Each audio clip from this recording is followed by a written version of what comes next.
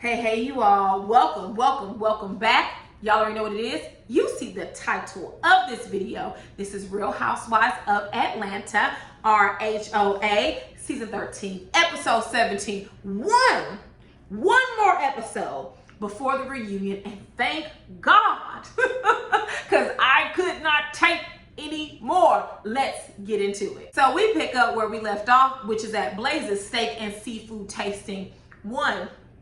It was Mama Joyce's birthday, and her sisters look good.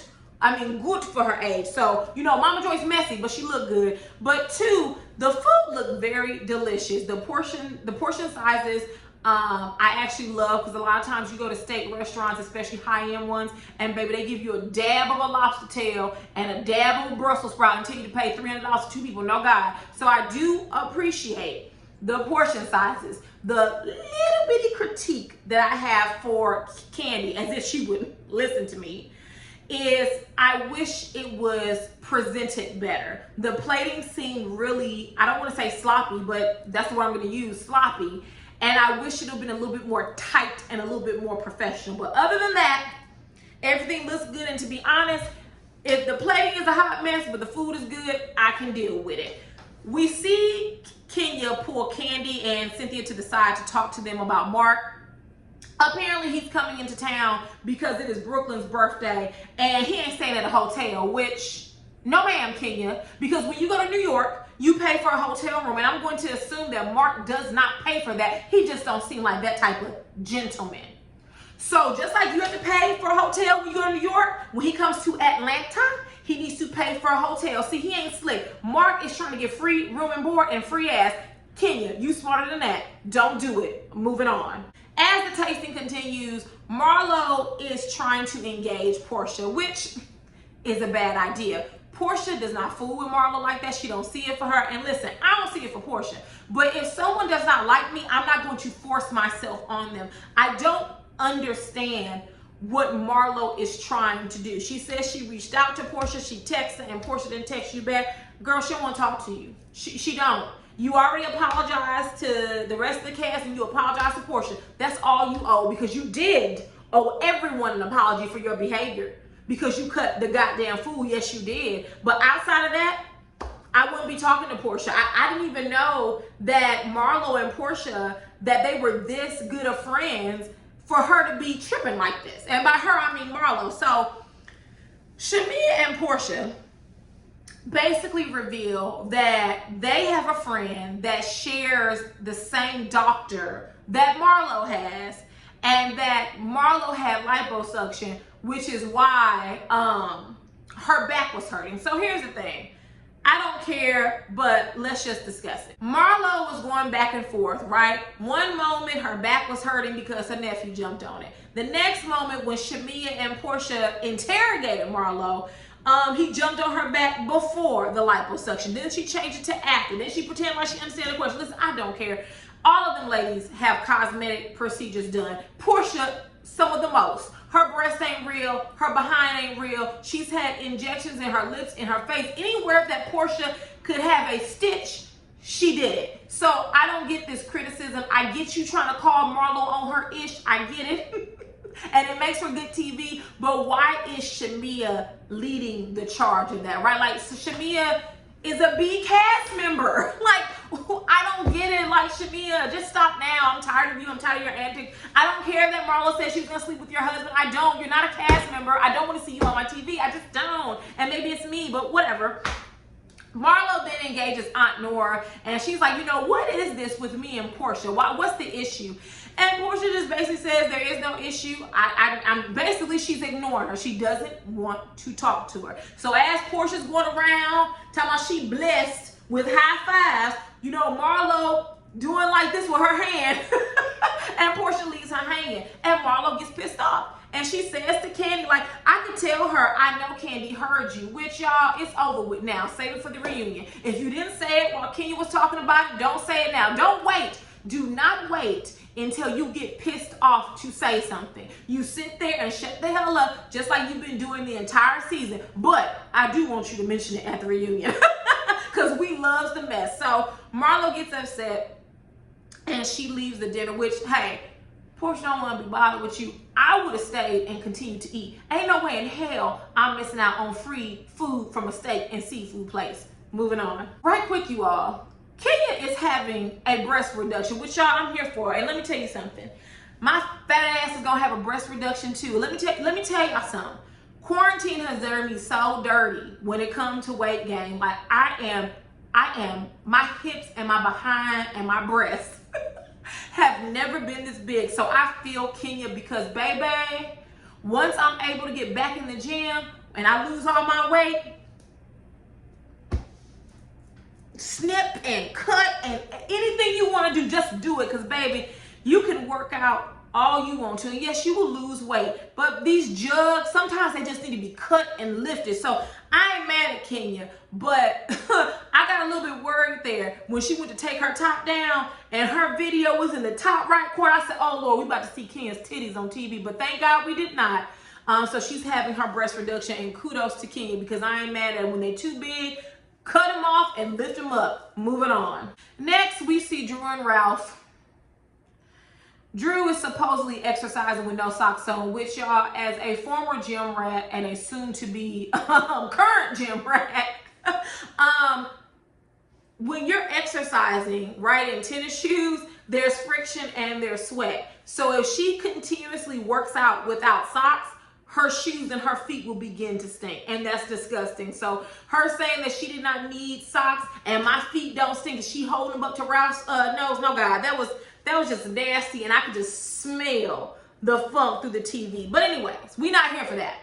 We talking about Prophet Lot, and I'm gonna tell y'all now, I'm not gonna go step by step because Drew really got under my skin this episode with this entire situation. So basically, she tells Ralph that Prophet Lot is not going to do the blessing or the christening for their baby, which in theory, I understand why. You don't want someone that's involved in drama. You don't want someone who is messy performing a blessing or christening your baby. I 100% get that, and I would do the same. Here's my problem. She is blaming LaToya for all of Prophet Lot's shenanigans. If Prophet Lot is engaged and has a new baby, no one knows that better than Prophet Lot. And while it would be wrong for LaToya to date or engage a married man, a man who is in a relationship, it's not her responsibility. And see, I have an issue with this, and I'm going to save it for the wine cellar conversation. But this issue that women can lure men who are in a relationship, and that us women, we have to protect our men from Delilahs and a Delilah spirit. I'm going to save it because I'm about to go off on a tangent. But Drew, you wrong as hell. You know, this whole catchphrase that you've come up with, that Toya is preying on the prophet. How many times did you rehearse that in your dressing room, boo? Because you said it 50 million times during this episode. She's preying on the prophet. Have you ever thought that the prophet could be preying on her? Have we not seen that happen in the church? Jamal Bryant, allegedly. Eddie Long, allegedly. Catholic priest, allegedly. And hell, some of that stuff ain't even alleged, if we being honest.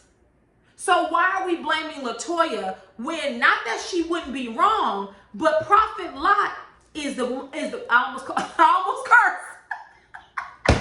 Prophet Lot is the person you need to be going to and talking to. So this whole stint about she got a hotel for him and they had brunch together, it is none of your damn business. But I will say this, and I'm going to save it for when we get to the cellar.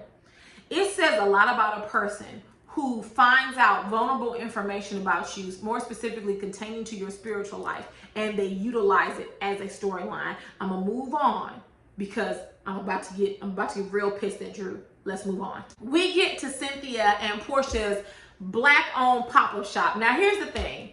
How is it both Cynthia's and Porsha's event and Porsha didn't show up for the setup? She came in like a regular vendor, took her fur off and was like, hey, I'm here. I don't understand how it's both of their events and it looks like that Porsha didn't do any work.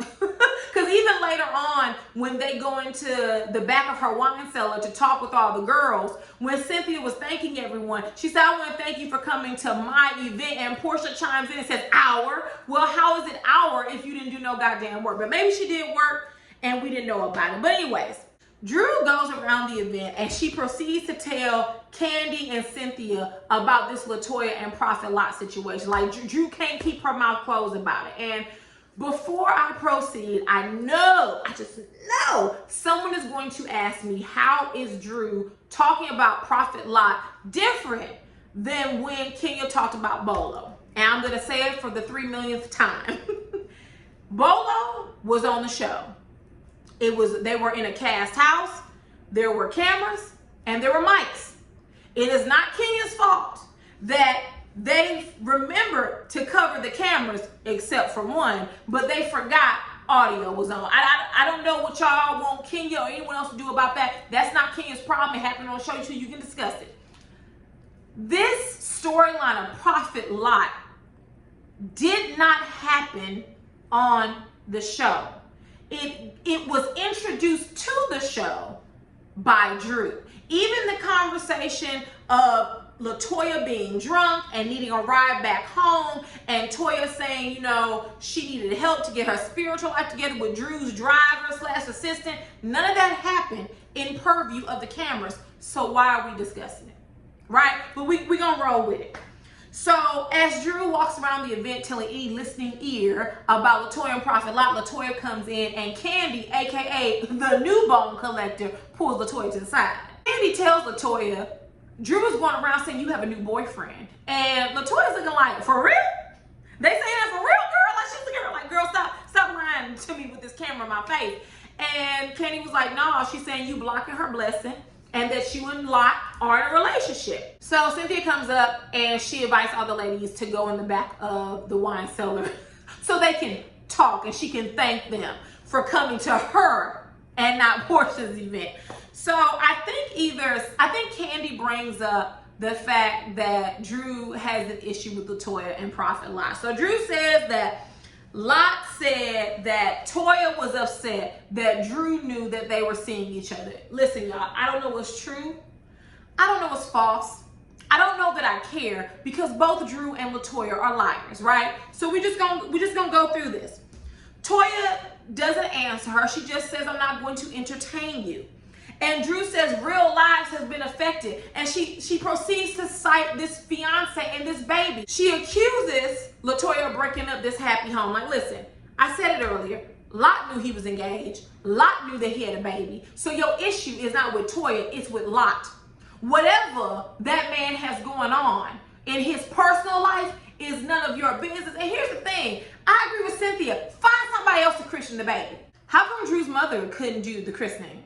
And I'm not even trying to be facetious, but if one or both of my parents were pastors or preachers, it would be more sentimental for me to have one of them perform the blessing or the christening than going to Prophet Lot. I mean, I know that, not LaToya, but I know Drew keeps referencing Prophet Lot as like family, but he's not family. And honestly, as Candy stated, his personal life ain't got nothing to do with you, Drew. And I want to get on this comment about this Delilah spirit. There is this belief that women are responsible, or wives are responsible for their husbands not committing adultery. As a wife, I do not subscribe to that, because I'm of the belief that if you want to cheat, you will cheat. It doesn't matter if I sit next to you and watch it like this all day. You will cheat if you want to, right? Whether it's I'm going to the gym, I'm working late, I'm going to the store, I'm going to hang out with my family. If someone wants to cheat, they are going to find a way to do it. It doesn't matter. I remember I had an elder woman in my family say to me that she doesn't leave her husband in the presence of her friends. This woman is like 60 plus years old, y'all. Keep in mind. I responded and said, well, I don't do that with Mr. Contrary. Like, I've left him around my friends and I would do it again. And she was like, well, no, you shouldn't do that, because that puts him into the middle of temptation. Temptation? First of all, why would my husband be tempted by my friends and vice versa? Why would my husband flirt with my friends and vice versa? And here's the thing, if he was going to do it, he was going to do it regardless, whether it was my friends or a stranger on the street. I am not responsible for my husband being monogamous and being faithful in our relationship, and I'm not going to carry that burden. No, I'm not. And I'm tired of people expecting women, this old school belief that you have to watch your man and not leave him in a room with a woman. I'm not doing that, because if I leave you in a room with a woman and you cheat, you was gonna do it anyway. It was just time, place, and space. It didn't matter what I did or didn't do, you were going to do it. And so Drew has adopted this old school notion of a Delilah spirit, a woman luring a man in with her feminine wiles. What type of misogynistic, sexist bullshit is that? And you're saying that LaToya has this Delilah spirit, but Drew, what type of spirit you got? Huh? Did you have a Delilah spirit when you was grinding and flapping your jacks all across Bolo's? Did you have a Delilah spirit when you was tonguing LaToya down to the Carolina? Huh? How about your husband, Ralph? Did he have a Delilah spirit when he went down to Tampa for a weekend, talking about he needed a piece of mind when really he was getting a piece of ass? Huh? So who really has the Delilah spirit? Did you tell your mama that you was tonguing LaToya down? Did you tell Prophet Lot? Did you tell your church? Did you tell your congregation? Who did you tell that? Are you gonna tell them? Or are you just gonna keep lying to your husband talking about you didn't tongue kiss LaToya down to Carolina? Girl, get on with this Delilah spirit. This blaming women for men cheating, it's so old school, it is so ignorant, and it doesn't even make good sense, because if LaToya and Prophet Lot are in a relationship or have a sexual relationship, it takes two to tango. And I'm gonna be honest with you, based on that Beijing and Prophet Lot's beard, based on that Gucci sweater, Prophet Lot is a fuck boy, okay?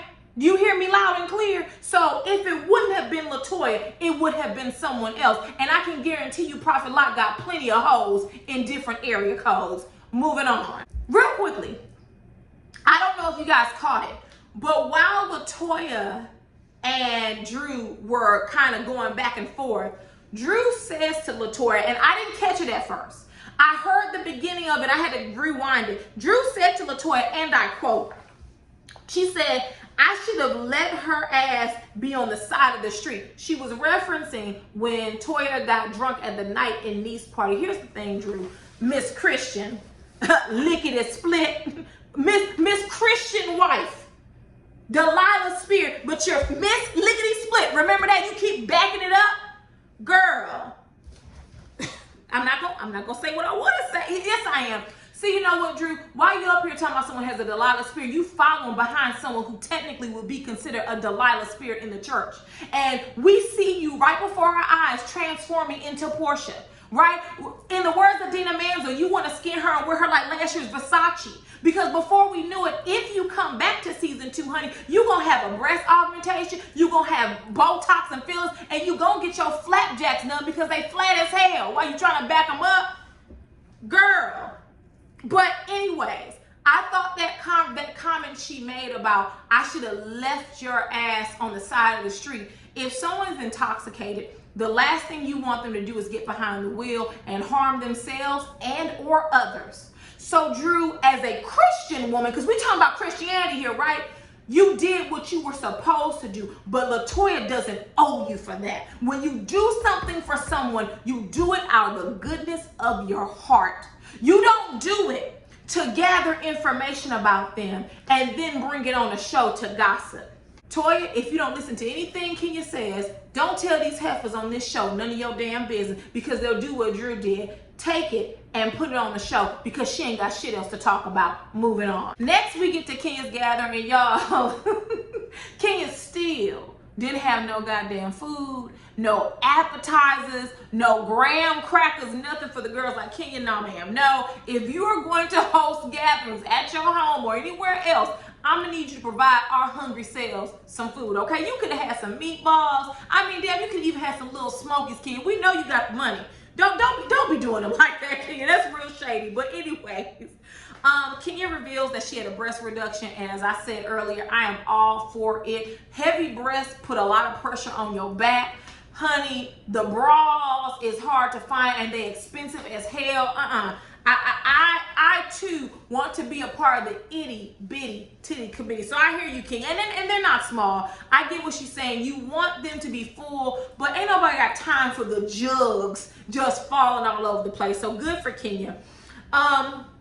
She talks about what happened at Brooklyn's birthday party, and the girls ask her, like, did you blow out the candles, or what else did you blow? And she has this sly smile, which, Kenya, move on from Mark. Mark is not a good husband, and he's gaslighting you by saying that he wants to come to Atlanta more and he wants to do in-person counseling.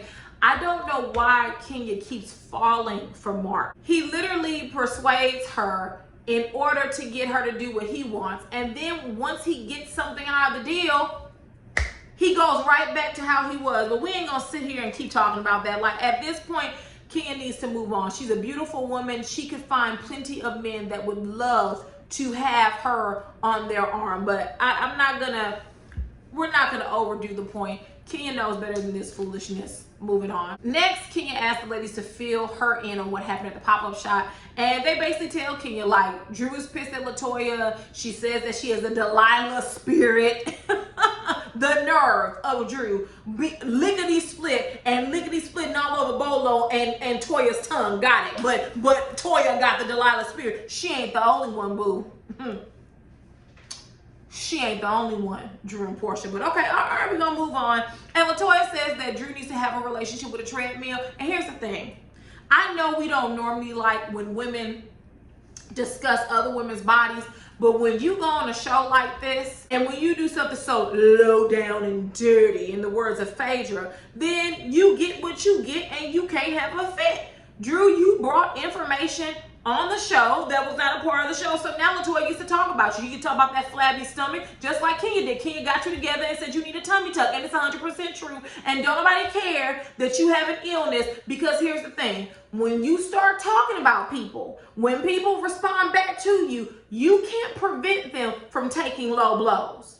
And so, yes, you may have an issue that causes your stomach to protrude. You should think about that before you start talking about people.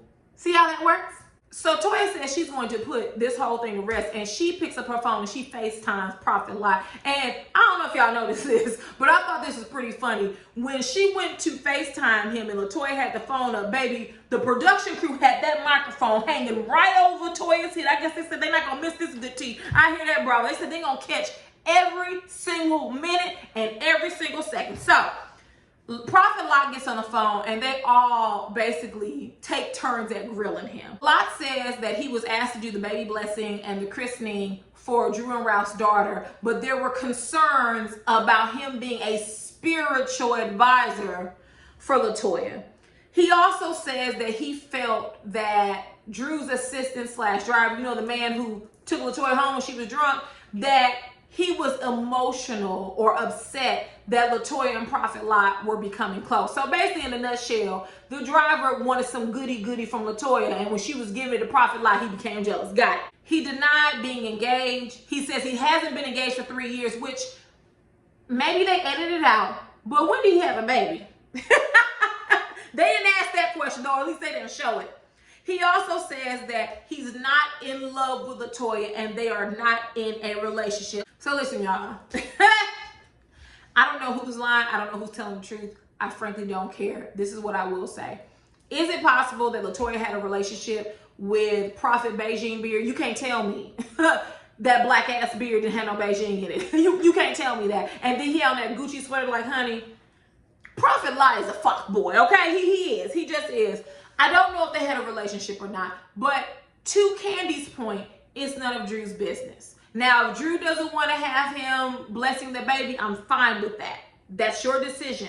But for you to bring this on the show and attempt to call Latoya a Delilah when you didn't have a problem with her Delilah spirit when you was tonguing her down, right? So it's just really hypocritical and delusional. And Drew is a hypocrite, and she suffers some delusions of grandeur. Like, you're not in any place to judge anyone. I don't know what's going on, but I did notice that Prophet Lot was hella messy. You can't tell me that he didn't know they were going to call him because he had his finest of Gucci on. Do you hear me? He was dressed. Let someone call me randomly, honey. My hair gonna be like this, and I might be in a shirt with holes in it. So you can't tell me he didn't know that they were going to call him. But I guess Bravo said we better give him a main line because they didn't want Prophet Lot to sue their ass. So I hear that. So If there's nothing else, get down in the comments and tell me what you thought about this episode. If I missed anything, it's not because I forgot it.